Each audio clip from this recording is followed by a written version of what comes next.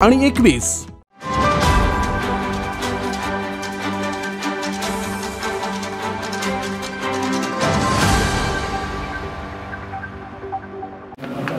हे पहा, खरं म्हणजे शहरामध्ये रस्ते उड्डाणपूल व्हावेत, तावडे हॉटेल ते शिवाजी पूल, याच्यासाठी अंमलमाडी गेले अनेक वर्षे प्रयत्न करत होते।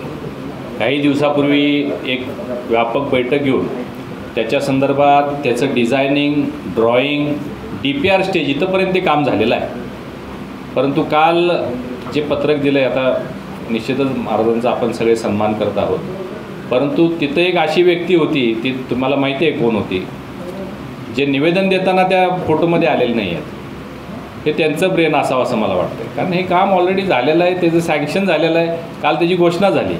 म्हणजे असं तर होऊ शकत नाही की 8 वाजता निवेदन दिलं आणि 9 वाजता घोषणा झाली। हे सगळ्याच्यावर खूप व्यापक काम झालेलं आहे, परंतु काही लोकांना श्रेय घ्यायची सवय असते, ते जाणीवपूर्वक ते करतात आणि मग महाराजांना पुढं करून त्यांनी हे केलं असावं असं माझं मत आहे। परंतु असो, ठीक आहे, काय हरकत नाही। महाराजांची मागणी रास्त आहे। कोल्हापूरमध्ये मोठ्या प्रमाणात भाविक येत आहेत, मोठ्या प्रमाणात पर्यटक येत आहेत, वाहतुकीची कोंडी होते।